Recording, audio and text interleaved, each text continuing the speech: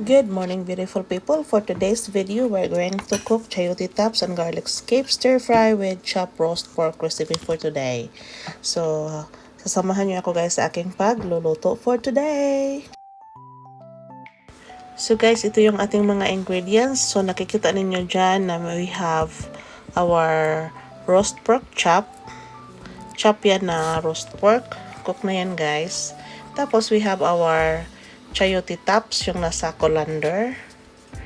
And we have our red onion, garlic, and garlic. Yeah, yes, that's our chayote tops. Fresh yan guys from the garden. And that's our chopped roast pork. We have our garlic, fresh garlic yan guys from the garden. And yes, I diced them or nearly mince. So that's our red onion.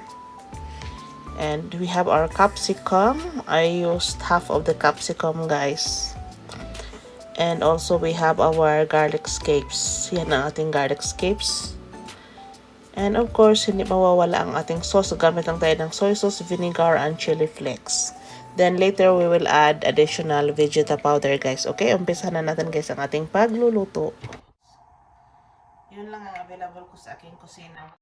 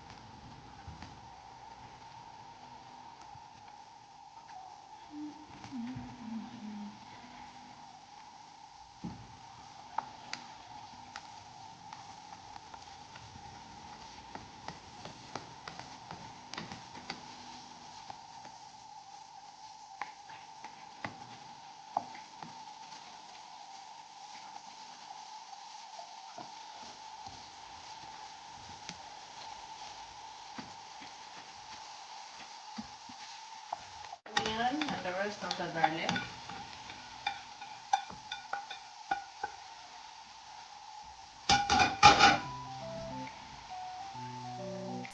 We will also add our garlic scapes.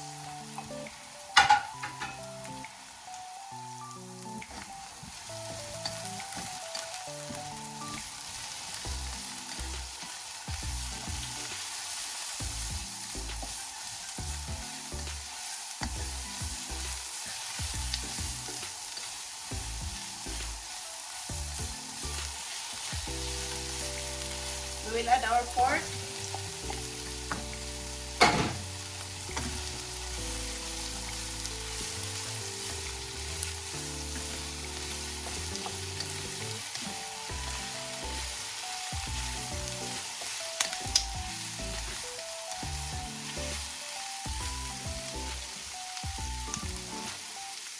And we will add our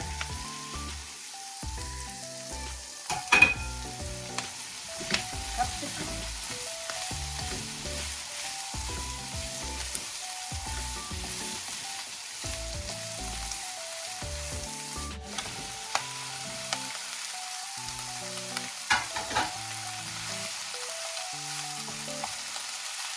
Chayote tops.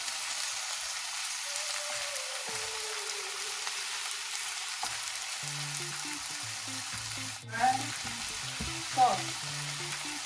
Soy sauce with a little bit of vinegar.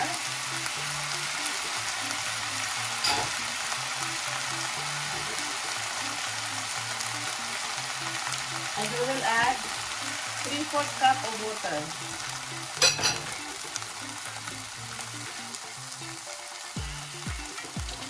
We will cover and simmer for 2 to 3 minutes, okay? So,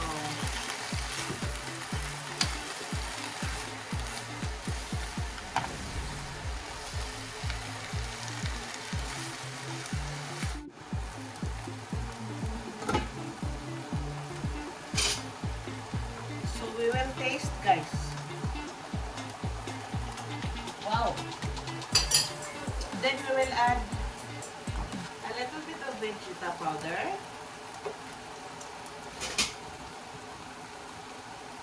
Vegeta powder. Guys, sa mga hindi nakakaalam, ito yung vegeta.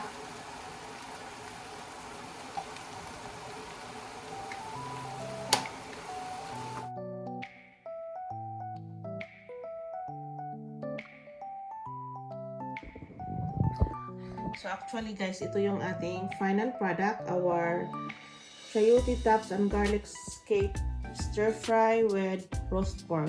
So thank you for watching, and if you haven't subscribed yet to Telag's channel, please consider subscribing.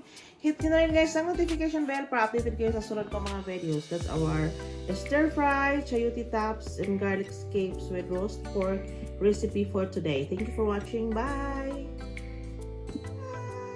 Thank you for watching.